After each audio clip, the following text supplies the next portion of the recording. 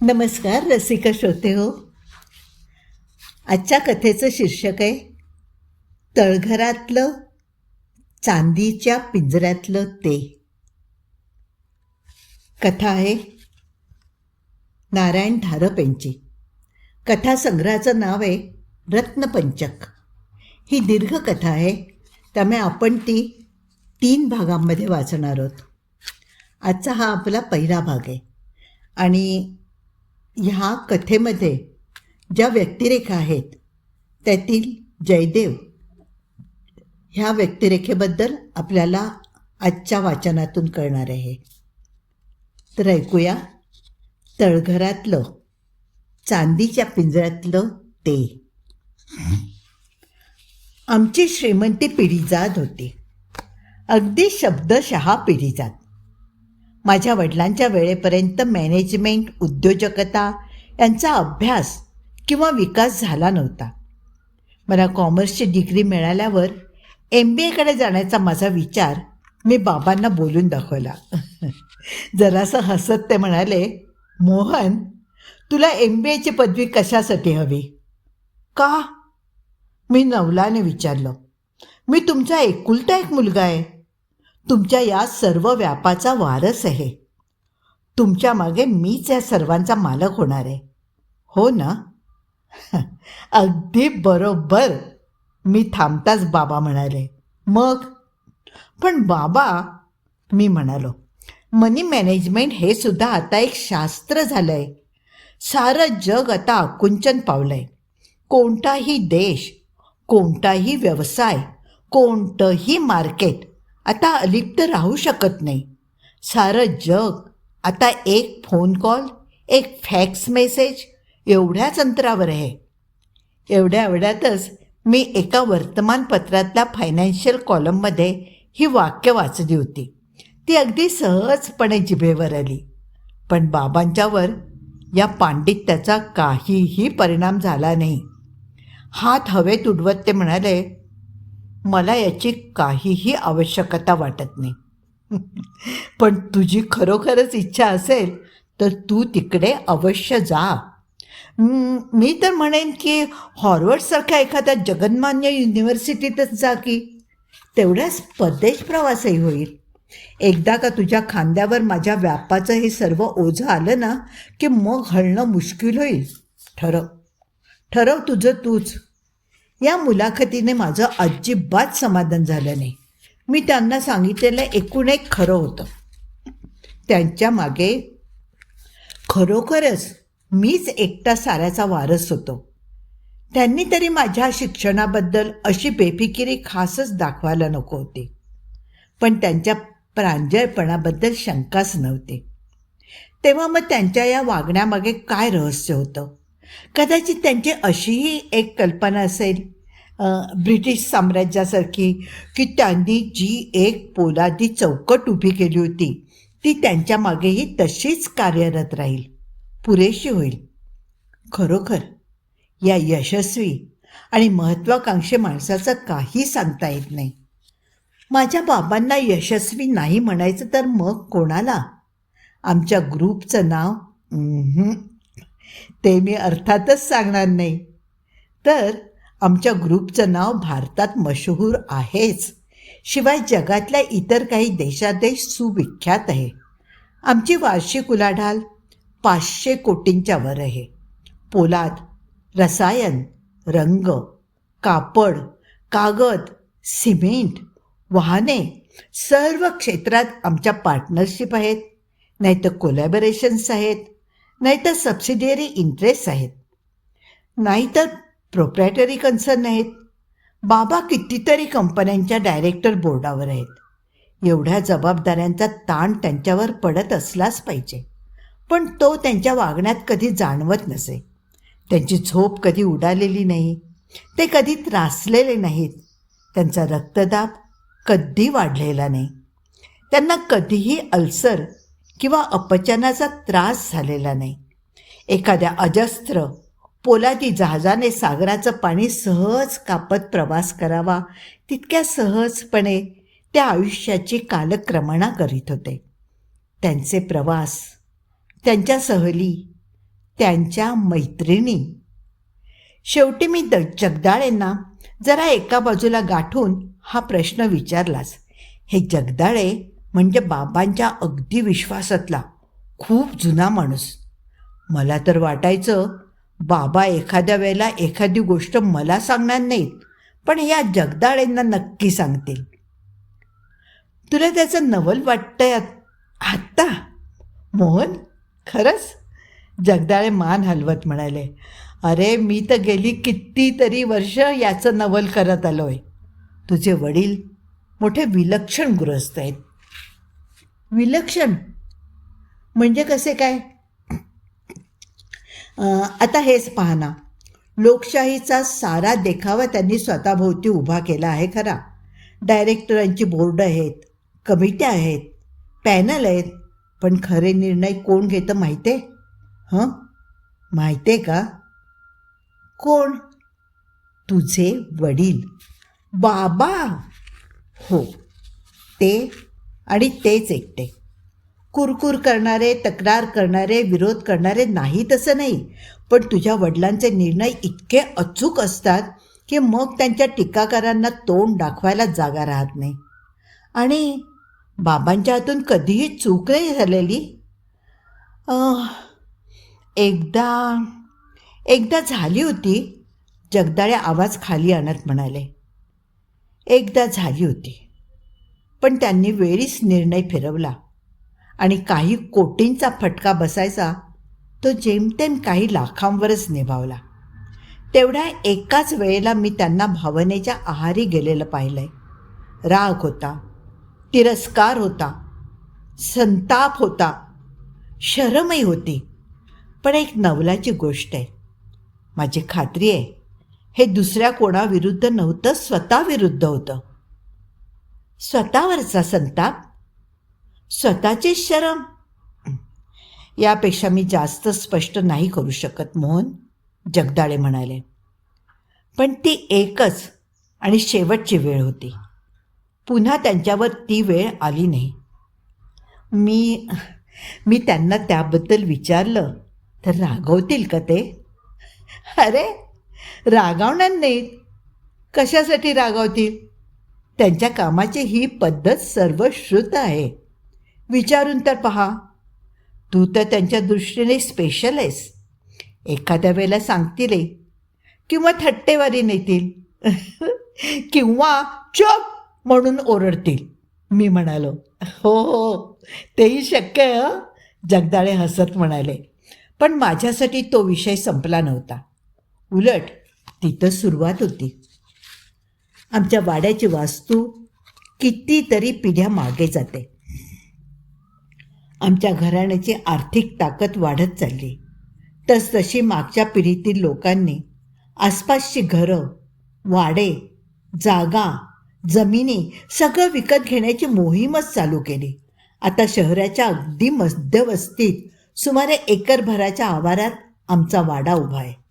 वाड्याबद्दल आमच्या पूर्वजांना अगदी बाबांच्यासह काहीतरी भावनिक आकर्षण असलं पाहिजे, कारण वाड्याच्या मूळ वास्तूला कोणीही हात लावलेला नाही. जुना रंग जाऊन तिथे प्लॅस्टर किंवा वॉलपेपर किंवा म्युरलचे लॅमिनेट झाली आहेत. जुने लाकडी गजादारांचे झरोके जाऊन त्यांच्या जागी रुंद सरकत्या काचांच्या खिडक्या आल्या आहेत. चुने गच्ची गेली आहे.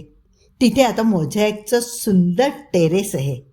त्या चौघही वाड्यात पूर्वी खूप अंधारलेल्या खोल्या, अंधारे बोळ, काळोखी जिने असले पाहिजे.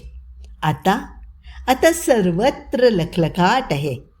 पण वाड्याच्या मूळच्या वावभर रुंदीच्या भिंतींना हातही लागलेला नाही. कोणत्याही खोलीचा आकार बदललेला नाही. दारांची अदलाबदल झालेली नाही. विवाह होऊन त्या वास्तूत आल्यावर आईने आता ती हयात नाही आहे. त्या आईने या जुन्या वास्तूबद्दल नाराजी दाखवली होती. तिच्यासाठी बाबांनी वाड्याला लागूनच 4 खोल्यांचा अत्याधुनिक ब्लॉक बांधवून घेतला होता. तिच्यावर त्यांनी कोणतीही सक्ती केली नाही. पण वाड्यातल्या दिवाणखान्यातली त्यांची खास खोलीही सोडली नाही. त्या खोलीत जाण्यास नोकराचाकरांना किंवा तिराहीत अपरिचितांना मज्जा बसला तरी मी अर्थातच तिथे केव्हाही जाऊ शकत होतो. आणि आता मनात हे नवीन कोडं आल्यापासून जरा विचक्षण झालेल्या, धार आलेल्या नजरेने मी बाबांची खोली पाहू लागलो. पण तिथे पाहण्यासारखं काय होतं? त्यांचं कामाचं मोठं टेबल होतं. त्यामागे आरामशीर खुर्ची होती. भेटायला अगदी कोणी आलंच ती अगदी अपवादात्मक गोष्ट होती हो. पण समजा कोणी आलंच तर त्यांच्यासाठी 3 आराम खुर्च्या होत्या. एक गोल मेज होतं. छताला साधा पंखा होता. एकाच अंगाला अंगणात उघडणाऱ्या उंच खिडक्या होत्या. त्यांच्यावर फिक्कट रंगाचे सरकते पडदे होते. एका कोपऱ्यात एक बैठा पलंग होता. त्याच्यावर खूप जाड गादी होती. लोड तक्के होते. बाबांचं पानदान होतं. एखाद्या यशस्वी व्यावसायिकाच्या कार्यालयात ज्या गोष्टी अपेक्षित असतात त्यांची खूणही नव्हती.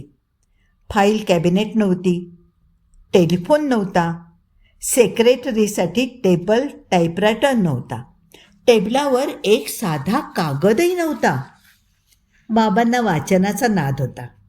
पण कोणत्या पुस्तकांचा? साहसकथा, रहस्यकथा, हलक्या फुलक्या कादंबऱ्या अशांचा. मोठमोठ्या यशस्वी लोकांच्या मुलाखती मी वाचतो.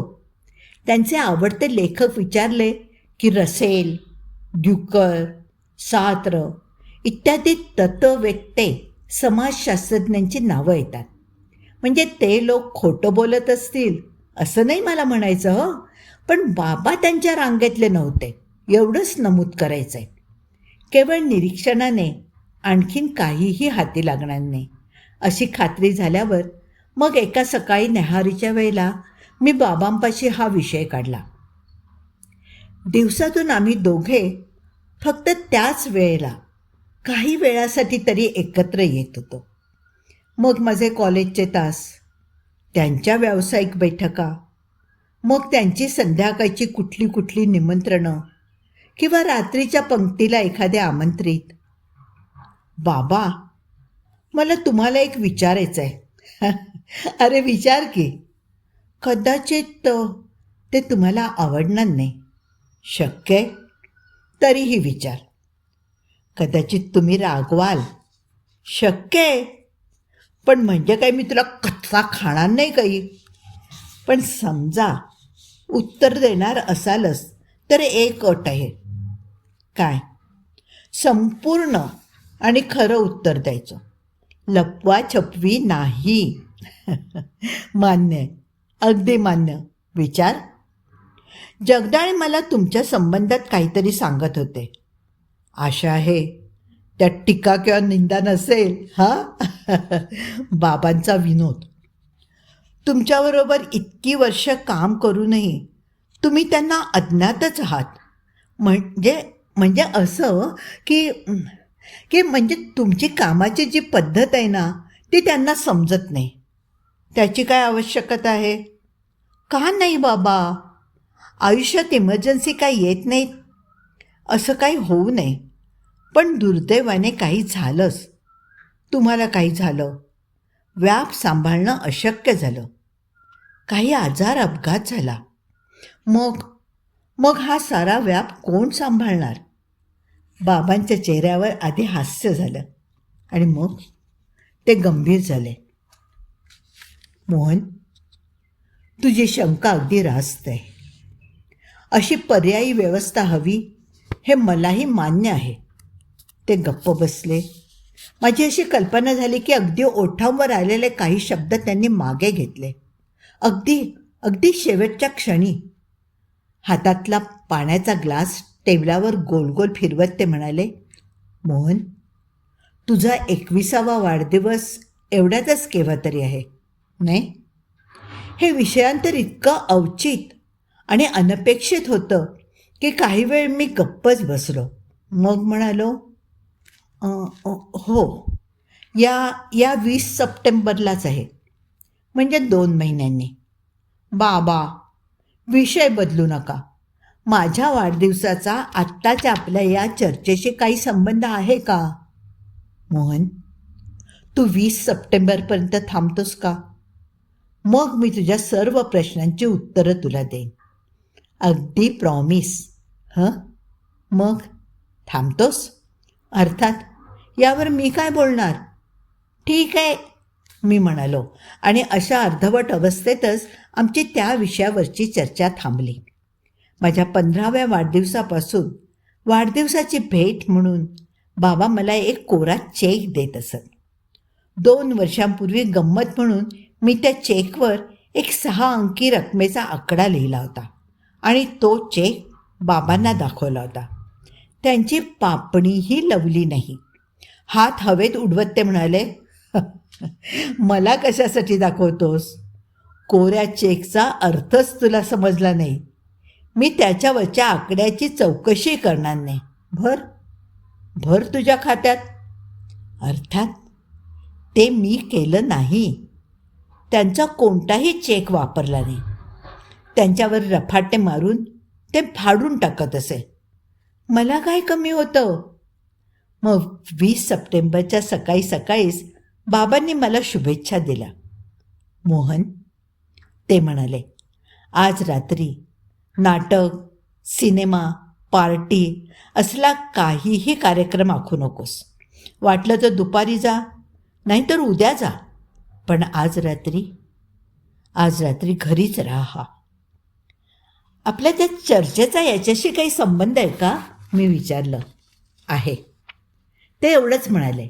त्यांच्याकडून आणखीन काही स्पष्टीकरण येण्याची मी वाट पाहिली, पण ते पुढे काहीच बोलले नाहीत आणि त्यांचा मूडही जरासा गंभीर होता. ठीक आहे तर, ते म्हणाले, मी दिवसभर कामात असेल. तुलाही कुठे कुठे जायचं असेल. मात्र मी सांगितलेलं लक्षात ठेव. आज रात्री घरीच राहा.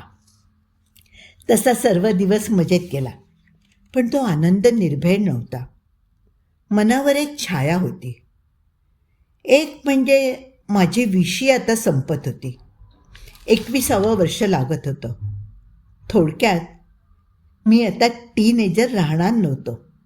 आणि बाबांची ती चमत्कारिक मागणी, इंग्लंडमधल्या सरदार दरकारांच्या कुटुंबातून घरच्या थोरल्या मुलाच्या 18व्या 21व्या वर्षी त्याला घराण्यातली काही प्राचीन गुपितं उघड करून सांगण्याचे प्रकार मी कथा कादंबऱ्यातून वाचले होते. त्याचीच मला आता आठवण येत होती. मला कल्पना नव्हती माझे विचार सत्याच्या किती जवळ आले होते याची. 9:30च्या सुमारास मी परत घरी आलो. 11, 11:15च्या बेतास माझ्या खोलीत ये. बाबांचा निरोप होता. 11 वाजेपर्यंत मी TV पाहत होतो. कंटाळा आला तर एखादी जुनी आवडीची कॅसेट लावत होतो. पण वेळ जात चालला तसतशी मनातली उत्सुकता वाढतच चालली. शेवटी सर्व बंद करून दिवे मालवून टाकून मी कॉटवर शांतपणे पडून राहिलो. अर्ध्या पाऊण तासात जर रहस्याचा उलगडा होणारच होता तर मग नाना तऱ्हेचे तर्ककुतर्क करण्यात काय फायदा होता? त्याचा काय उपयोग होता? शेवटी मनाची अस्वस्थता हळूहळू कमी झाली.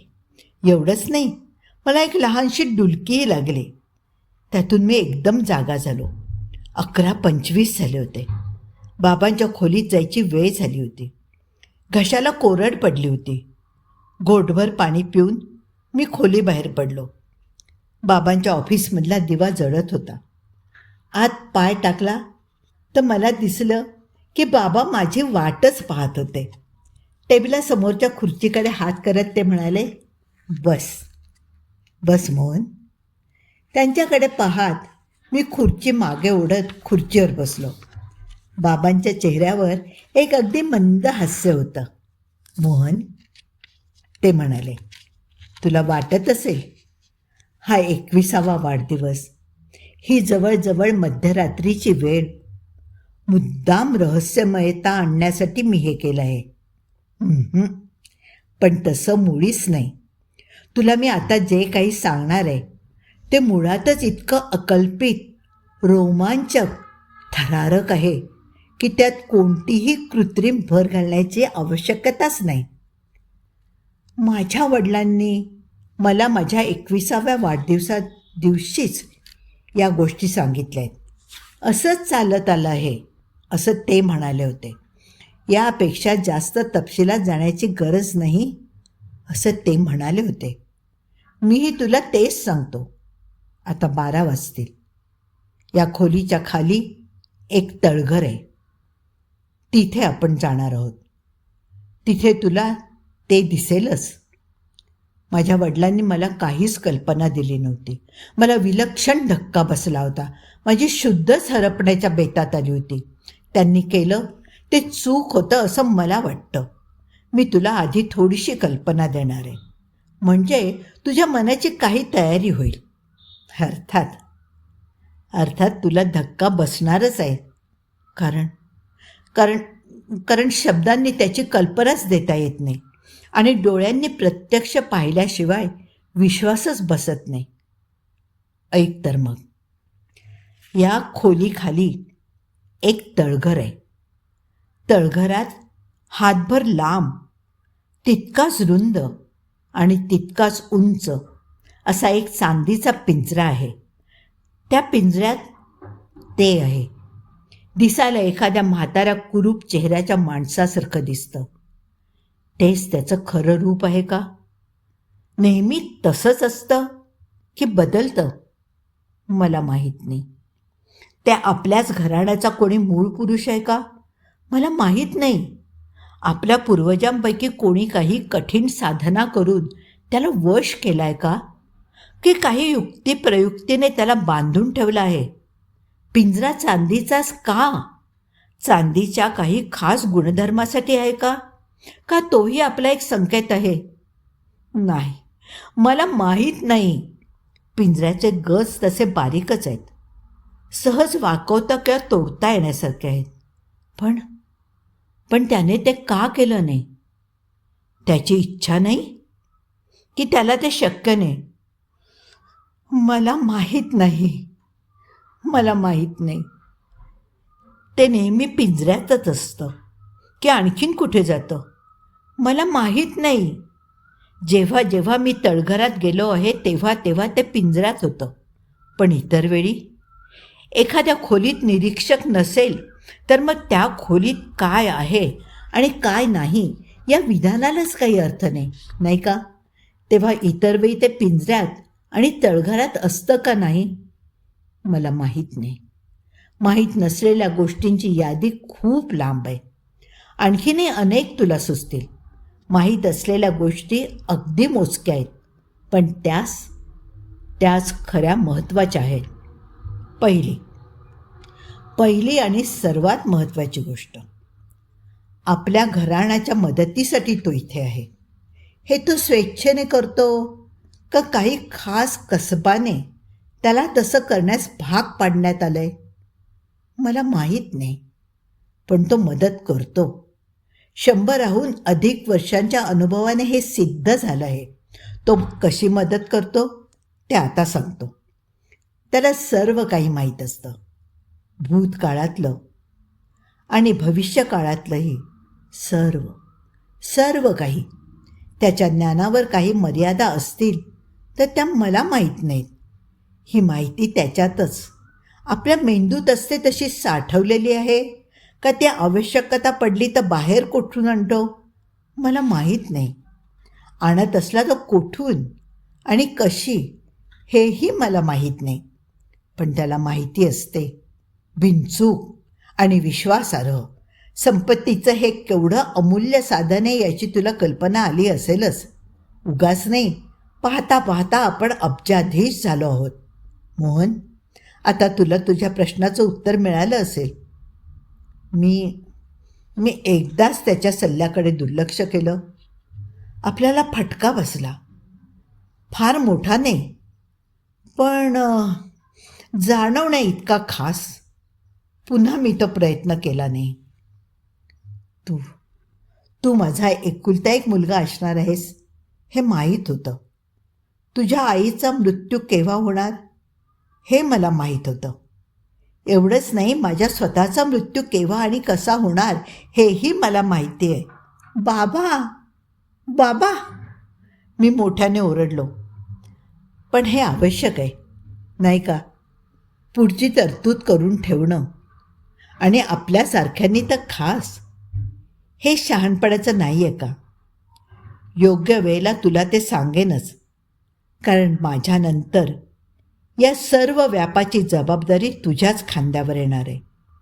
आता तुझी त्याच्याशी फक्त ओळख करून देणार आहे. मग मग मी हयात आहे तोवर तुला खाली तळघरात जावं लागणार नाही. मोहन, ही ओळख जरा अनपेक्षित आहे. आधीच सांगतो, म्हणजे मग ऐनवेळेला तुला धक्का नाही बसणार. बाबांनी खिशातून इंजेक्शनची एक सिरिंज काढली, रिकामी. बाबा, माझ्या तोंडून सहज उद्गार निघाला. मी म्हटलं होतं ना, कृत्रिम नाट्याची आवश्यकता पडणार नाही म्हणून. पण पण ही सिरिंज, ती कशासाठी? अर्थात रक्तासाठी. रक्त काढण्यासाठी. माझ्याकडे टक लावून पाहत बाबा म्हणाले, तुझं रक्त काढण्यासाठी. नशीब समज की तू 20व्या शतकात जन्माला आला आहेस. ही रक्ताची रूढी तितकीच प्राचीन आहे मोहन. पण तेव्हा आजच्यासारखी सोयीस्कर उपकरणं नव्हती. पण जाऊ दे, ते दिवस आता गेले. बाबांची नजर हातातल्या सिरिंजवर खिळली. तुझं रक्त काढणार आहे आणि त्याला देणार आहे. कशासाठी? मला सांगता येत नाही. कदाचित तू खरोखरच माझा मुलगा, माझ्या वंशातला, माझ्याच रक्ताचा आहेस याची तो कोणत्या तरी अगम्य मार्गाने खात्री करून घेत असेल. पण हे आवश्यक आहे एवढं नक्की. त्याला कधी कोणी फसवल्याची नोंद नाही.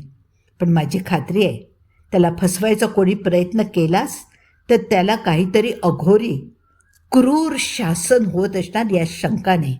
कारण तेवढी शक्ती त्याच्यात खास आहे. तुझ्या बहुतेक शंकांचं निरसन झालं असेल. आहेस का आता तयार? आहेस?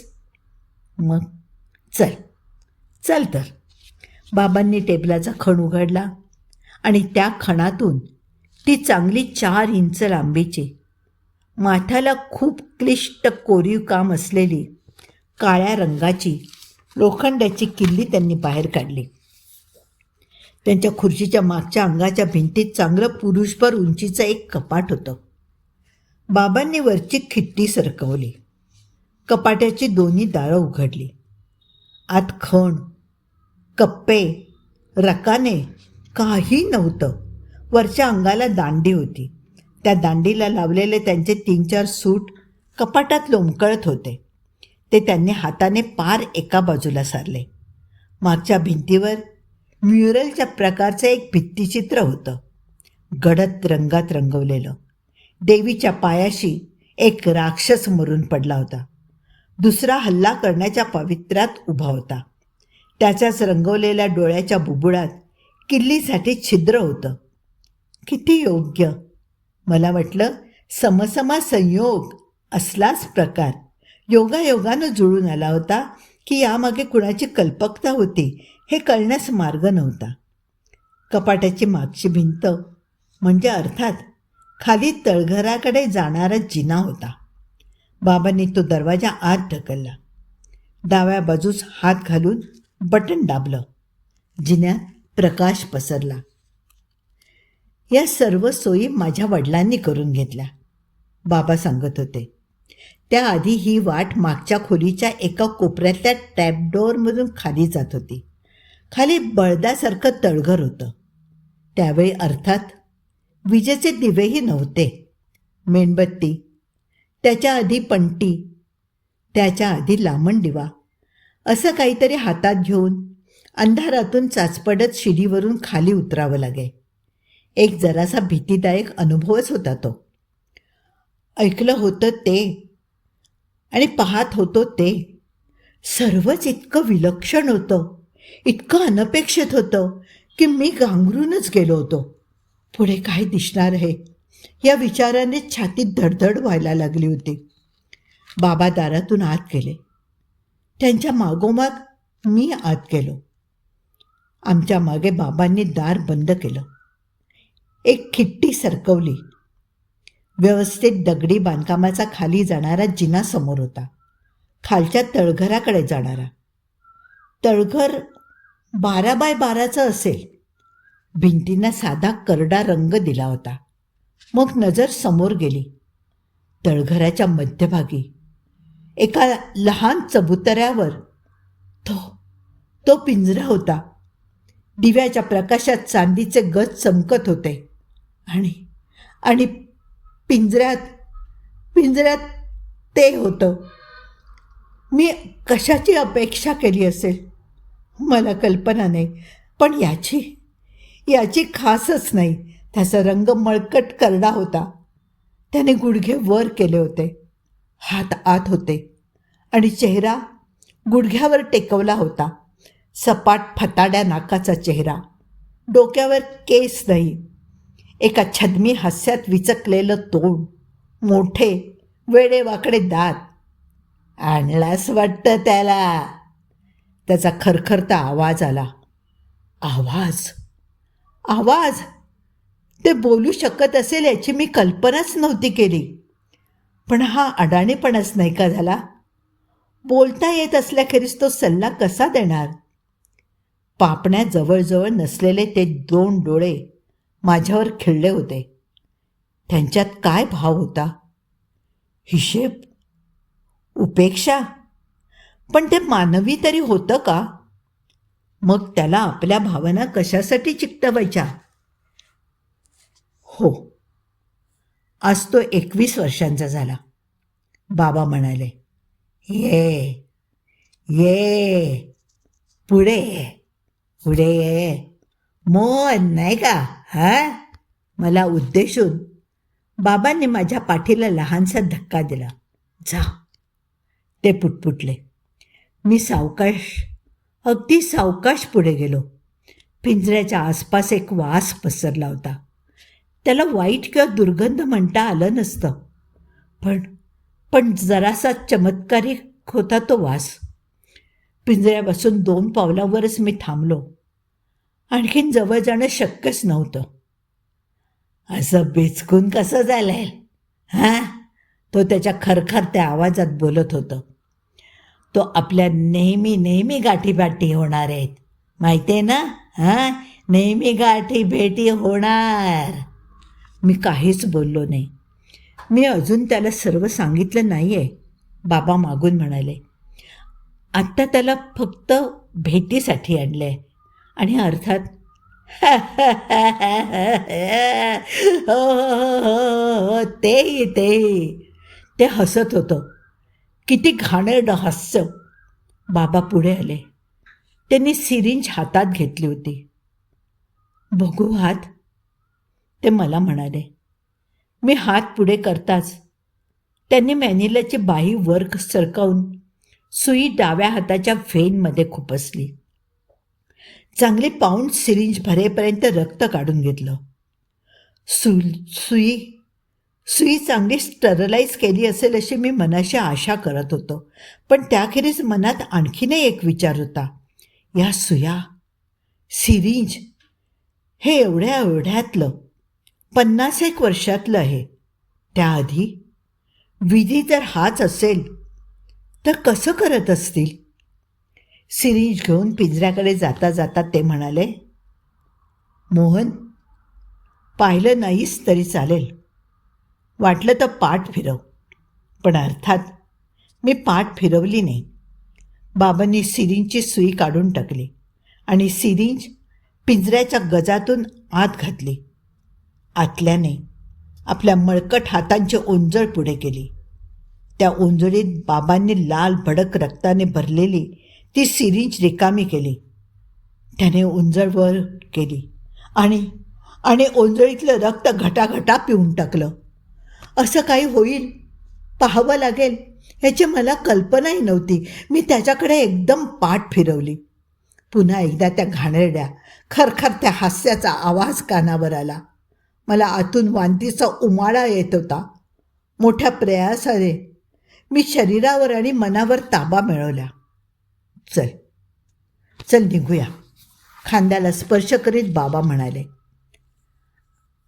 आम्ही वर बाबांच्या खोलीत बसलो होतो.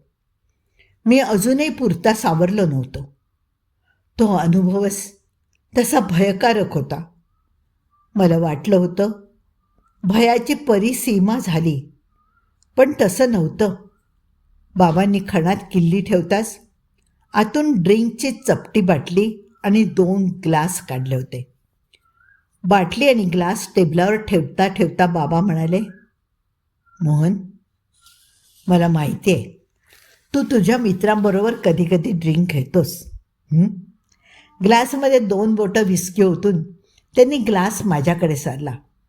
पाण्याच्या जगमधलं थोडंसं पाणी ग्लासमध्ये घालून मग मी त्या ड्रिंकचा घुटका घेतला. त्या क्षणा इतकी ड्रिंकची आवश्यकता मला कधीही भासली नव्हती.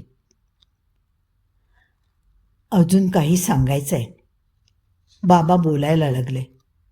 दर अमावस्येला त्याला एखाद्या जिवंत प्राण्याचा बळी द्यावा लागतो. मी आहे तोवर तुझ्यावरती वेळ येणार नाही, पण मनाची तयारी करून ठेव. म्हणजे आपण ते खाली तळघरात न्यायचं? हो. आणि आपल्यासमोर तो? नाही नाही नाही, थांबायची आवश्यकता नाही. आपण वर यायचं. मला माहीत नाही तो काय करतो, पण पुन्हा खाली जायची वेळ येते तेव्हा अगदी कठीण असे हाड, खूर, शिंग यासारख्या अवशेषच मागे राहिलेले असतात. मोहन, मला वाटतं आज एवढंच पुरे आहे. मला माहिती आहे तुझ्या मनात किळस, घृणा, तिरस्कार असेल, पण विश्वास ठेव, माणसाला सर्वांची सवय होते. हे अनुभवाचे बोल आहेत मोहन. मला बाबांनी खरोखरच परदेशात पाठवलं. आपल्याकडे अभ्यासाची सवय इतकी रक्तातच भिनलेली असते की आपल्याकडचा अगदी काठावर पास होणारा विद्यार्थीसुद्धा तिकडचे कोर्स अगदी सहज पुरे करू शकतो. आणि मी तर तसा मुळीच नव्हतो. मी 5-7 वर्ष एका वेगळ्याच दुनियेत जगत होतो. आणि विशेष म्हणजे तिथेच माझी अरुंधतीशी गाठ पडली. ओळख झाली. ओळखीचं रूपांतर प्रेमात झालं. अरूचा भाऊ शिक्षणासाठी म्हणून अमेरिकेत आला होता. पण हुशार आणि कामसू लोकांना तिथे सर्वत्र संधी उपलब्ध असतात. तेव्हा त्याने आधी नोकरी आणि स्वतःचा लहानसा व्यवसाय या वाटेने तिथेच जम बसवला होता. भारतात तो परत जाण्याची शक्यता फारच कमी होती. त्यालाच भेटण्यासाठी अरू अमेरिकेत आली होती. समाजात अगदी खालचा आणि वरचा अशा दोन्ही वर्गाला एक समान आहे. पैसा, पोझिशन, स्टेटस, कॉन्टॅक्ट यांचा दोन्ही वर्गांना विचार करावा लागत नाही. कारण खालच्यापाशी त्यातलं काही नसतं आणि वरच्यांपाशी त्यातलं सर्व काही असतं. अरू दिसायला नीटनेटकी होती, चाणाक्ष होती, हजरजबाबी होती, धीट होती आणि व्यवहारी होती. अरूच्या भावाने तिच्या आईवडिलांशी पत्रव्यवहार केला असणारच. मीही बाबांना अरूचा एक फोटो आणि तिची माहिती हे सर्व पाठवलं होतं. आमचा विवाहाचा विचार आहे हे आपोआपच सूचित होत होतं. 15-1 दिवसात बाबांचं उत्तर आलं. मायना आणि इतर मजकुरानंतर अरूचा उल्लेख होता. मोहन, तुझ्या वर्णनावरून आणि फोटो पाहून मला ही अरुंधती फार आवडली. मोहन, तुला एक गोष्ट माहीत नव्हती ते आता सांगतो. कदाचित तुला राग येईल, पण मला ते आवश्यक वाटतं. अमेरिकेत माझे अनेक परिचित आणि व्यवसाय मित्र आहेत. त्यांच्या गर्वी तुझ्या तेथील सुरुवातीच्या 3-4 वर्षांच्या वास्तव्यात मी तुझ्यावर एक नजर ठेवली होती. तुला ते अयोग्य वाटेल, पण मला ते आवश्यक वाटतं. तिथल्या आयुष्याच्या, समाजाच्या चालीरीती यांच्या गुणावगुणांबद्दल मला काहीच म्हणायचं नाही, पण भारतातील परिस्थिती आणि तिथली परिस्थिती यात जमीन अस्मानाचं अंतर आहे. पैसा मिळवायला आपल्याकडे निदान सुरुवातीला तरी घाम गाळावा लागतो. तशी परिस्थिती तिथे नाही. वागणूक स्वैर आहे. नीती नियमांचे बंध अगदी सैल आहेत. शरीराच्या, मनाच्या भल्या बुऱ्या सर्व इच्छा, वासना तिथे पूर्ण होऊ शकतात. त्या मानाने आपला समाज बंदिस्त आहे. इकडून गेलेल्या तरुण तरुणीवर तिथल्या श्रीमंत, नवीन, झगमगत्या आकर्षक वातावरणाचा अनिष्ट परिणाम होण्याची शक्यता खासच आहे. म्हणूनच तुझ्यावर नजर होती.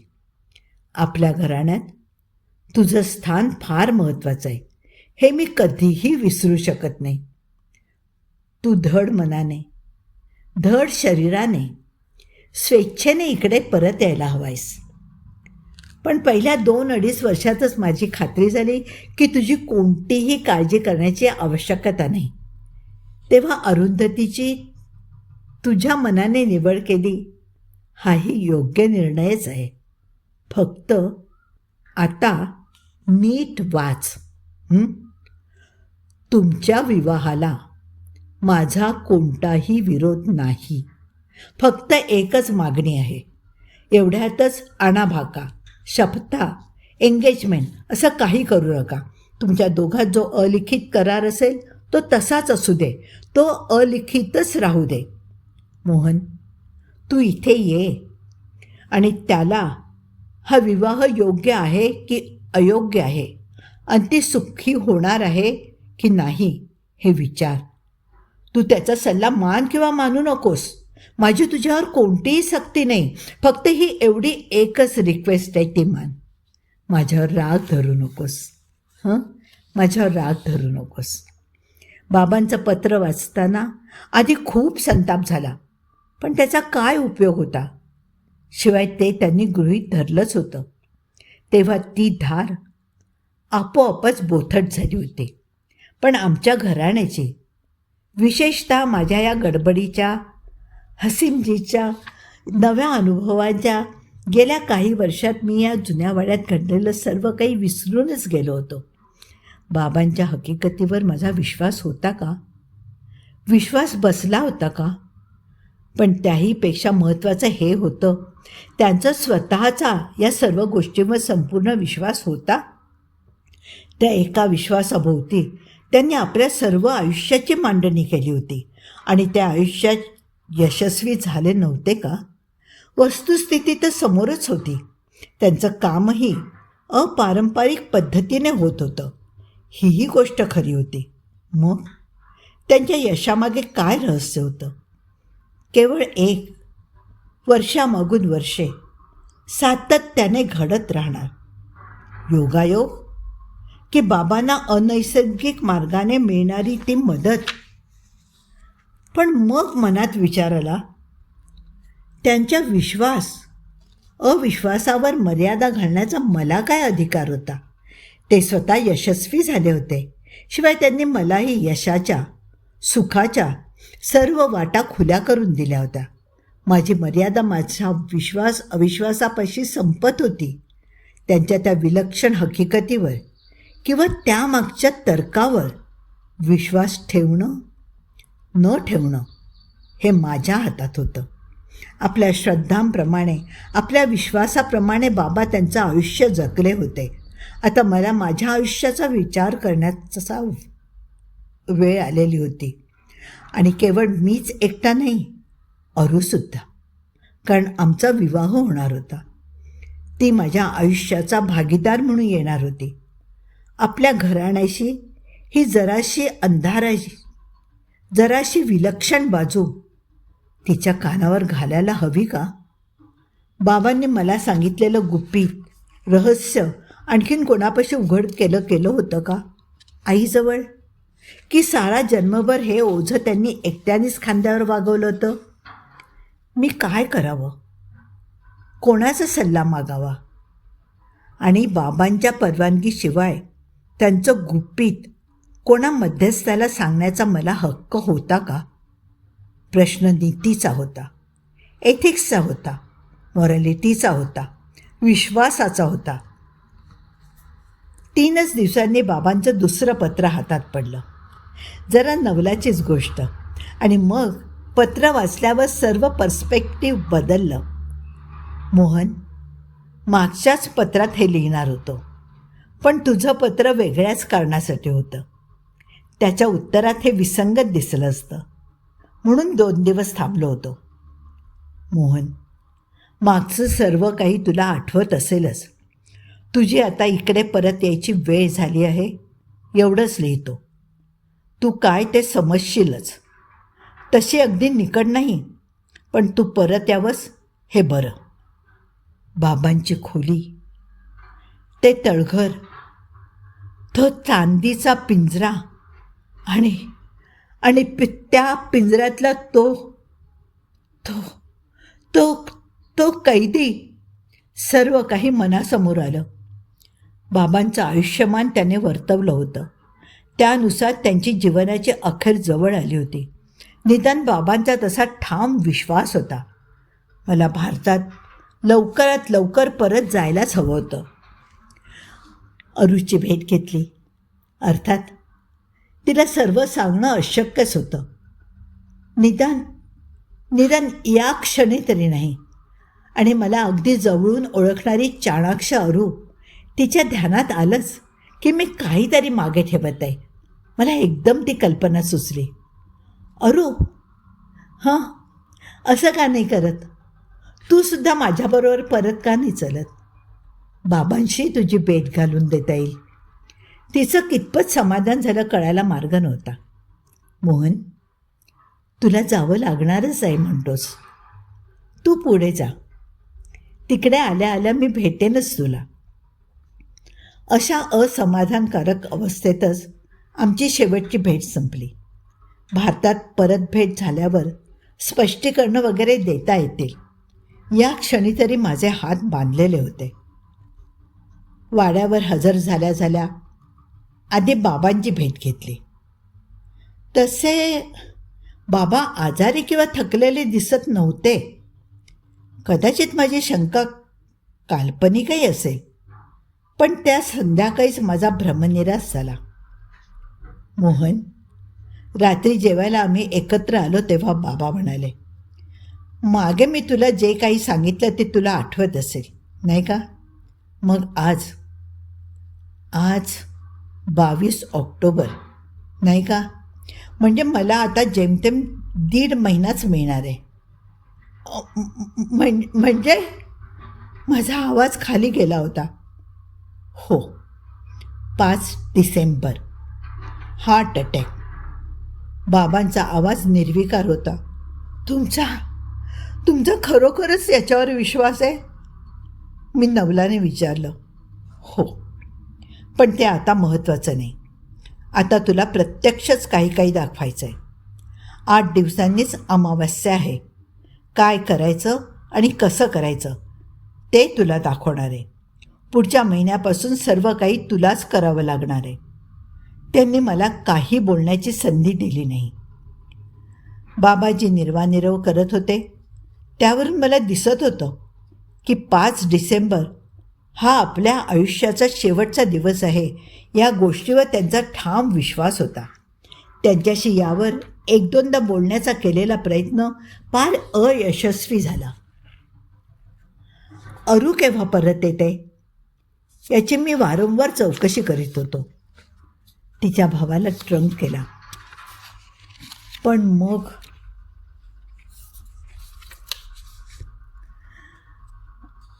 तो कुठेतरी सफरीवरती गेली होती.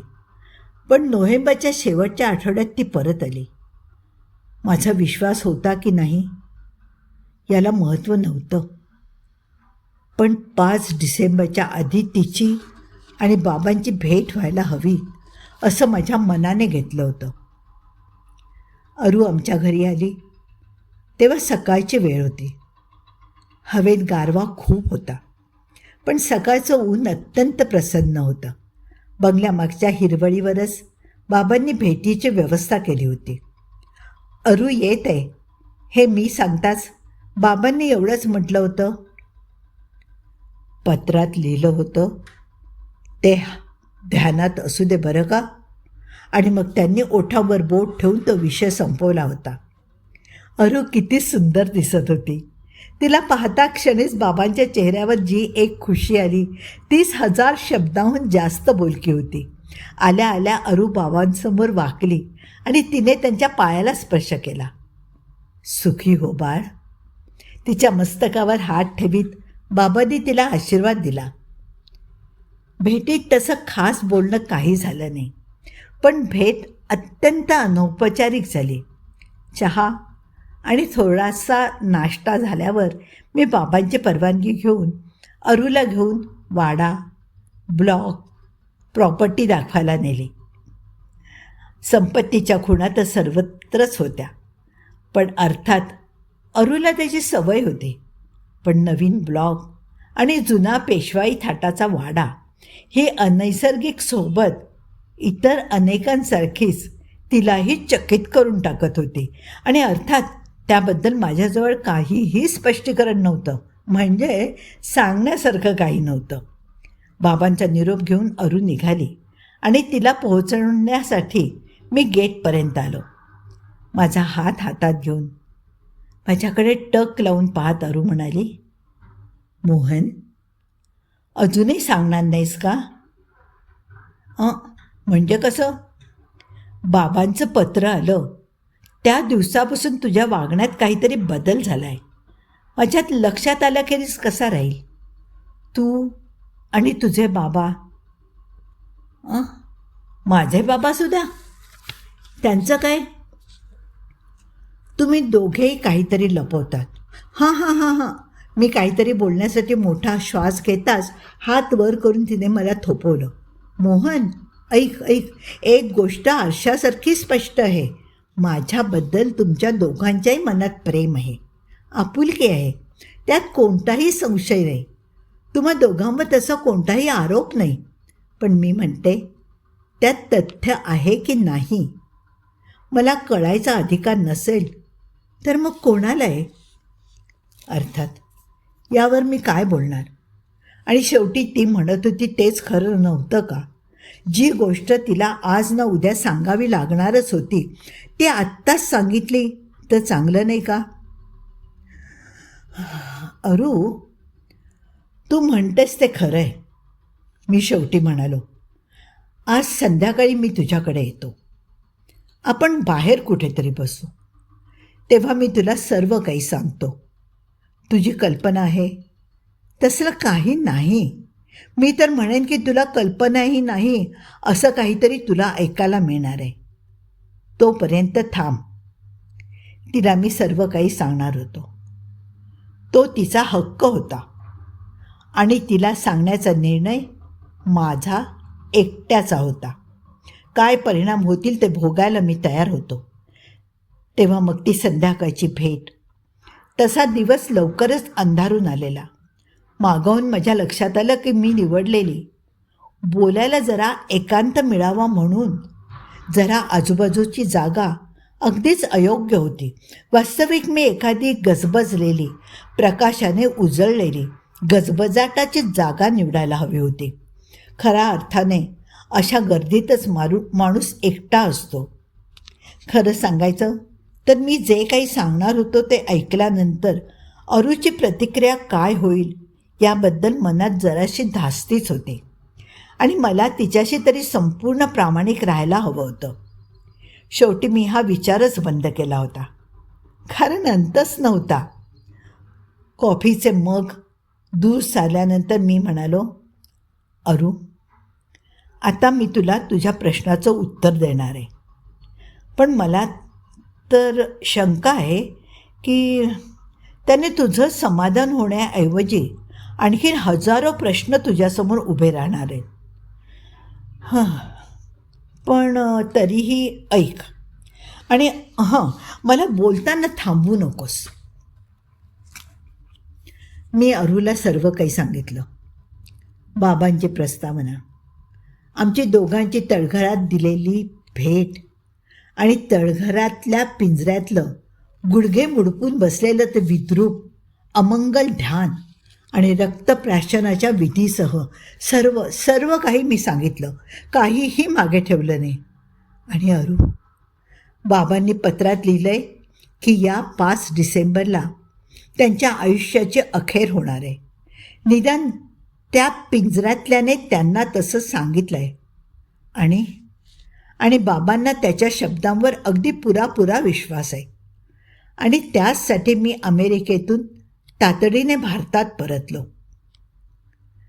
माझं सांगणं संपल्यावर कितीतरी वेळ आमच्यात शांतताच होती.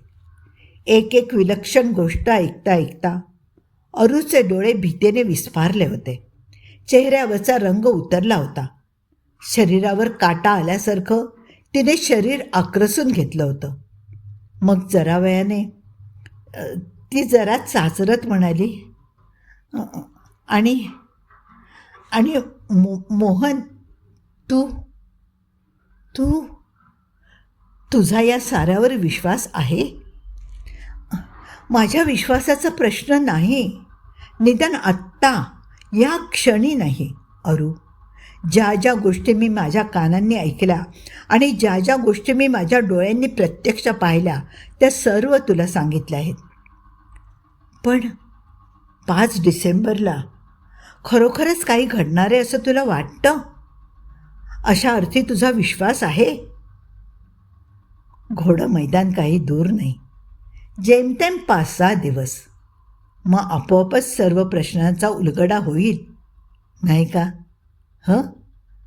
पण मला ज्याची धास्ती वाटत होती तेच नेमकं तिने विचारलं. आणि मोहन, 5 डिसेंबरला खरोखरच काही झालं तर? मी हाच प्रश्न मला स्वतःला 1000दा तरी विचारला असेल अरू. गोष्ट खोटी आहे म्हणायला फार सोपं आहे, पण बाबांच्या शब्दांवर विश्वास ठेवायचा तर गेल्या जवळजवळ 100 वर्षातल्या सर्व घटना कपोलकल्पित तरी आहेत किंवा अगदी असंभाव्य योगायोगाने घडल्या आहेत असंच म्हणावं लागेल. आणि मी तरी हे दोन्ही पर्याय मानायला तयार नाही अरू. खरोखरच काय आणि कसा विचार करायचा हेच मला समजत नाही. पण मोहन, कोणा तज्ज्ञाचा सल्ला?